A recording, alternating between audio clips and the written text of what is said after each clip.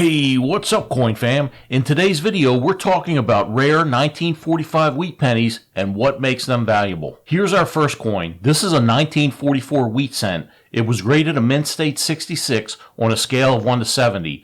This penny has what's called a clip planchet.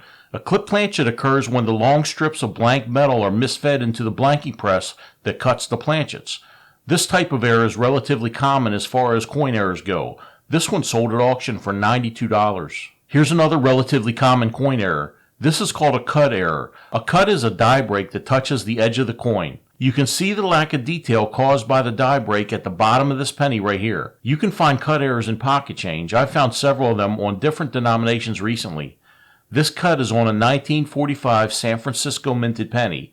It graded mint state 65 red and sold at auction for $126. Take a look at this penny. This is a really cool coin error. This is what's called a lamination error. What's unusual about this one is that the lamination problem occurred before the penny was struck. You can see a line about midway up the coin from this error, and the whole lower portion of the Lincoln bust is distorted. This penny was graded mint state 65 brown and sold at auction for $132. This next penny was the unfortunate victim of two penny errors. This is a 1945 mint state 62 brown penny. This is a broad struck penny with obverse brockage. Obverse simply means the head side of the coin. A broad strike is when a coin is struck without the collar engaged. The collar keeps the coin in place and is responsible for the reading you see on some coins. Broad struck coins are going to be a little bit more flat and a little larger than a regularly struck coin, but they weigh the same. A brockage happens when a coin isn't completely ejected from the coin press. Then another planchet is loaded and comes between the stuck planchet and the new planchet. Most brockages are off center. You can see the bottom of the wheat stalks right here. This penny sold at auction for $168.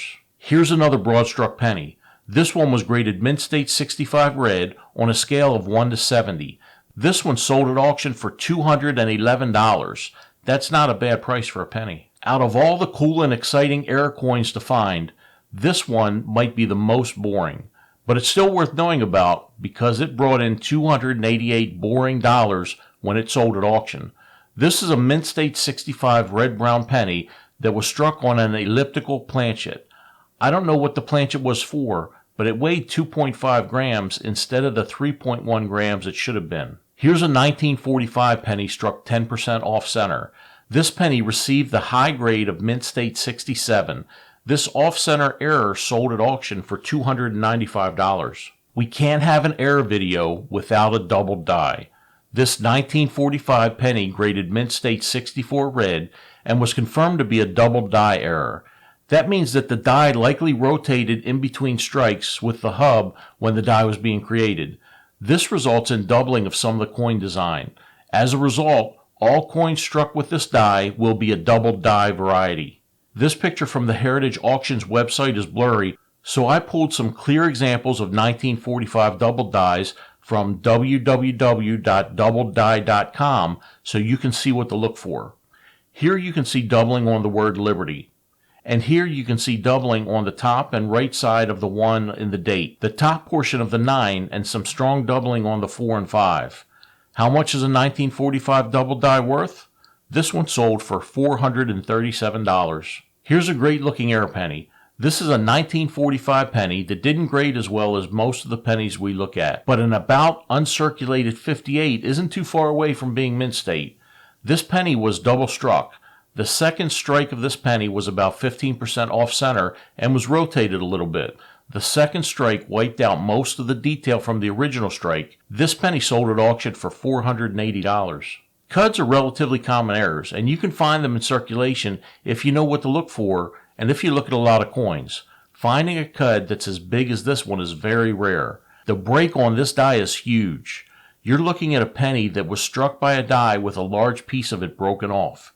Notice the lack of detail on the back of the penny. Most of the wheat stalk is missing because there wasn't enough pressure due to the missing die fragment. This penny was graded about uncirculated 58 and sold at auction for $660. Here's a 1945 mint state brown penny that was double struck. Somehow this penny flipped over in the collar and was struck the second time with the reverse die.